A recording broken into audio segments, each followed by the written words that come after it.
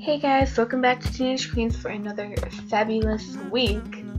This week we're doing fandoms, what you're a part of and why, and I'm going to start off by doing a little overview of what I'm a part of, and then I have a few questions that I found that I'm also going to answer. So let's get started. So it all started with the Jonas Brothers in about 2008, and I was at my friend's house when I heard my first song by them, and it was Hollywood, and I knew then I liked them, and I made my mom go buy me their album, and I learned every word on it, and just kind of ricocheted from there, and I just kept liking them more and more.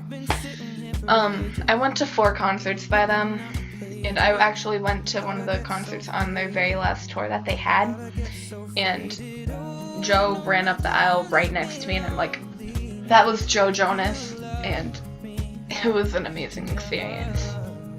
After the Jonas Brothers, it went to One Direction, and my friend introduced me to them, and at first I was like, oh, I don't want to listen to them, they're gonna suck. Another boy band I don't need. I was wrong, I needed them, I love them, and I'm still part of that fandom today, and I've been to 2 concerts. It then went on to Little Mix, and I've seen them once in concert, and I actually skipped school one day to go to a signing, and I got an album signed by them, which I will actually grab really quick. So this album means a lot to me. Like, it's, oh, that way it's the camera. It's signed, well, duh, it was at a signing. Little Mix moved on to 5 Seconds of Summer, which also came from One Direction, because when they opened for them for the Take Me Home tour, I'm like, oh, well, I should probably learn some of their songs. I did.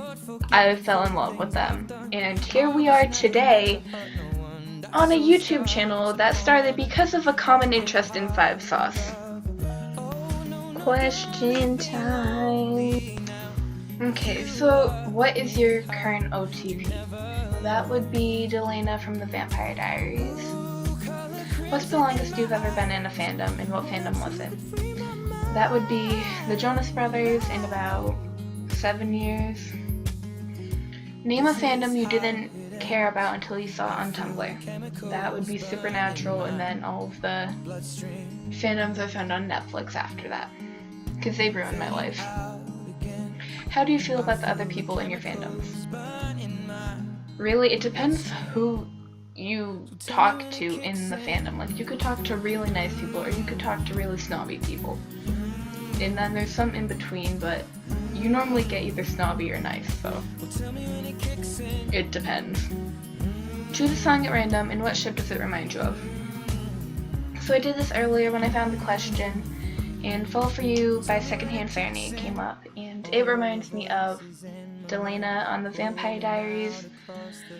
I'm not really sure why, but I just think of them when I hear it. It's like when I hear the song All I Need by Within Temptation or something, I think of Damon and Elena at the Founders Day Ball, or pageant, whatever it was. But that was also a part of the show, but it just reminds me of it. So there's 2 more questions now, and one is, what is a ship you've abandoned? I've abandoned Larry Stylinson because I figured out I don't care who people date. Like, it doesn't matter what I think about someone else's love life, because it's not mine. What's a ship that you want to ship publicly but everyone else hates it, so you don't? That would be Taylor and Harry. I loved that. I thought they were so cute together, but apparently it was a publicity thing, so my bad, I'll step off my throne.